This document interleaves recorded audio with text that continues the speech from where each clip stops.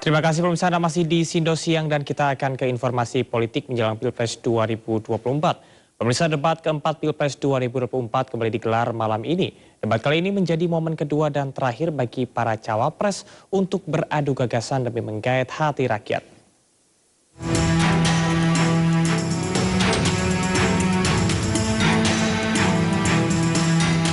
Komisi Pemilihan Umum RI akan menggelar debat keempat Pilpres 2024 di Jakarta Convention Center Senayan Minggu. Kali ini para calon wakil presiden yang akan beradu gagasan, mereka adalah Muhaimin Iskandar, Gibran Rakabuming Raka, dan Mahfud MD. Tema yang akan dibahas yaitu pembangunan berkelanjutan, lingkungan hidup, sumber daya alam, energi, pangan, agraria, masyarakat adat, dan desa. Debat besok akan menjadi momen kedua bagi para cawapres setelah pertemuan pertama kali pada Desember 2023 lalu. Segala persiapan sudah dilakukan oleh masing-masing calon wakil presiden. Para kandidat cawapres diharapkan bisa menjelaskan isu-isu strategis dan prioritas terkait lingkungan hidup, energi, dan sumber daya alam. Tema debat cawapres besok akan sangat krusial karena berdampak terhadap lintas generasi dan akan membantu para pemilih muda menentukan pemilihan.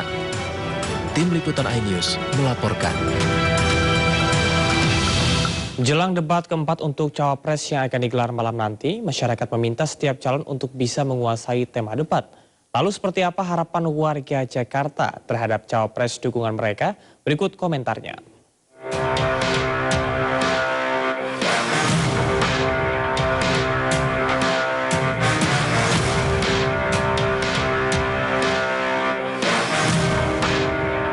Berharapnya nanti waktu debat itu bisa dijelaskanlah secara komprehensif ketahanan pangan ini apa dan manfaatnya buat masyarakat itu seperti apa. Apalagi kan di tengah harga-harga yang semakin naik ini, manfaat ketahanan pangan buat masyarakat, khususnya masyarakat di bawah ini seperti apa.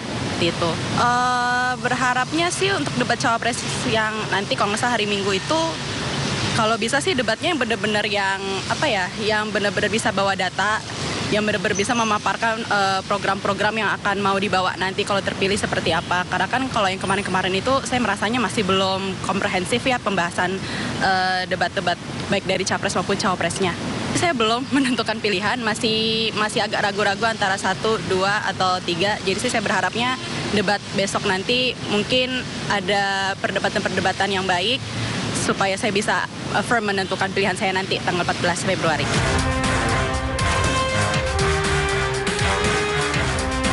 Jadi sekarang saya pengennya gimana isu climate itu juga dibahas karena menyangkut isu ketahanan pangan itu. Ya berharap bagaimana mafia-mafia pangan lah seperti yang kita ketahui bersama kan belakangan ini ada isu-isu mafia pangan seperti itu sih.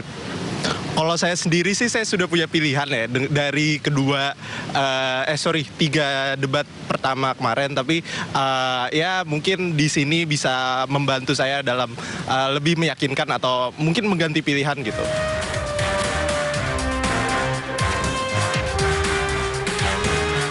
Menurut saya sih lebih ke intinya kebutuhan masyarakat ya. Ya baik lebih utama sih ke peluang kerja ya. Peluang kerja, pendidikan, pangan juga penting gitu untuk masyarakat umum. Itu sih yang lebih penting menurut saya. Siapapun nanti yang terpilih, semoga bisa membawa masyarakat Indonesia untuk lebih baik lagi aja ke depannya. Itu aja.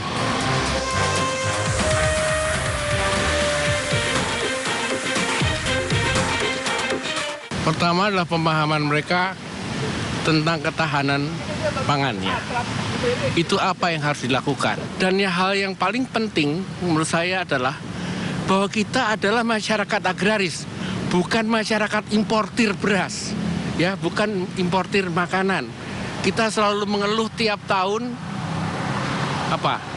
masalah cabai. Parah. Saya melihat dari cawapres yang ada, kok kayaknya cuma satu yang memenuhi syarat.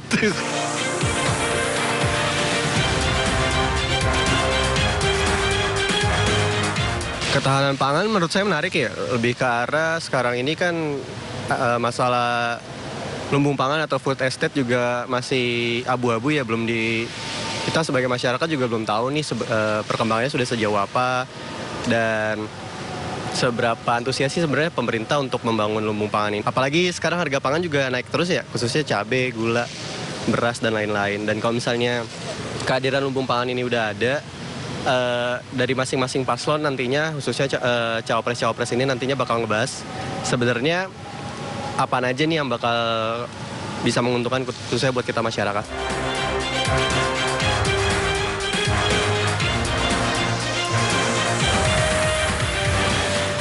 Kalau dari saya sih untuk pertahanan pangan lebih ke sumber daya alam untuk masyarakatnya sendiri ya, terutama di bagian pangan, beras, dan lain-lain. Mungkin harapannya dari ketiga capres tersebut bisa memberikan argumen yang berbobot untuk masyarakat. Dan pemirsa, untuk mengetahui seperti apa persiapan debat calon wakil presiden malam nanti, kami sudah terhubung dengan rekan Amrina Rida di Jakarta Convention Center Senayan, Jakarta. Amrina, sudah sejauh mana persiapan debat malam nanti?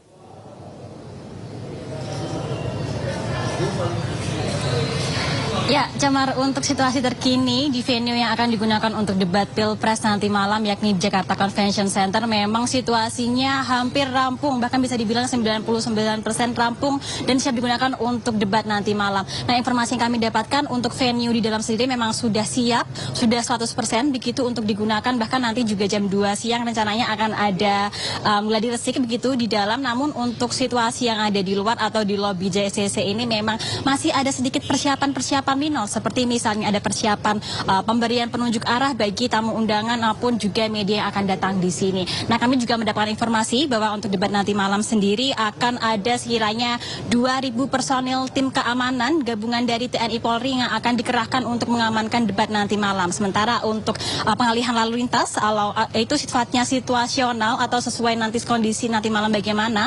Apabila memang ternyata ada kemacetan atau kepadatan, maka akan ada pengalihan lalu lintas. Namun apabila memang ternyata aman-aman saja, tidak akan ada pengalihan lalu lintas. Nah, seperti informasi yang kita ketahui bahwa untuk debat nanti malam adalah debat keempat untuk Pilpres 2024 atau debat kedua untuk calon wakil presiden dengan mengambil tema yakni pembangunan berkelanjutan, sumber daya alam, lingkungan hidup, energi, pangan, agraria, masyarakat adat, dan desa. Nah, dalam debat kali ini kita akan menyaksikan bagaimana nanti calon wakil presiden saling adu gagasan, visi misi, dan juga program kerja mereka terkait dengan debat, terkait dengan tema yang akan dibahas nanti malam. Nah, untuk panelis yang merumuskan pertanyaannya sendiri berdasarkan informasi dari KPU, ada 11 panelis yang berasal dari sejumlah ahli, pakar maupun juga guru-guru besar di Universitas Nasional yang ada di Indonesia. Nah, untuk panelis-panelis ini memang sudah dikarantina sejak 19 Januari lalu.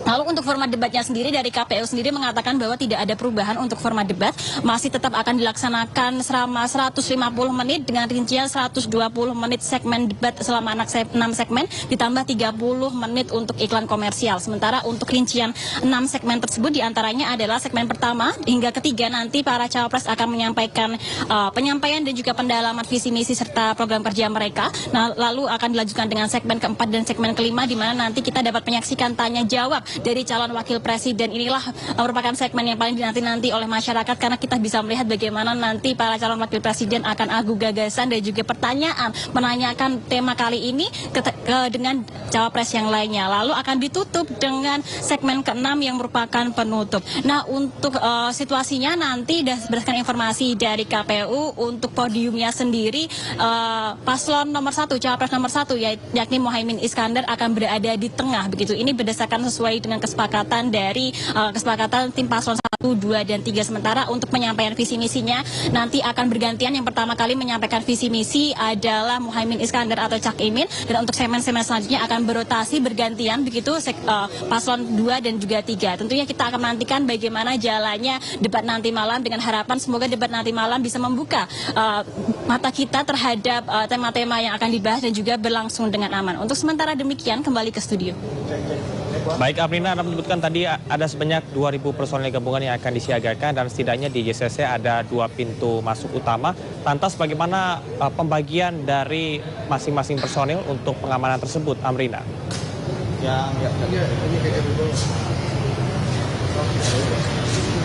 Ya benar, ada 2.000 personel tim keamanan gabungan dari TNI Polri yang akan dikerahkan di sini. Kami pun tadi juga sudah melihat ada mobil-mobil keamanan TNI dan juga Polri. Bahkan di sini juga ada mobil polisi yang berjaga sudah merapat begitu. Namun untuk pembagiannya memang belum bisa kami informasikan karena belum semuanya terlihat begitu. Yang pasti nanti akan ada berjaga 2.000 personel yang dikerahkan di sini untuk mengamankan debat akan berlangsung dengan aman. Baik, terima kasih Amrina melaporkan langsung dari JCC Jakarta. Kami tunggu perkembangannya dan selamat bertugas kembali.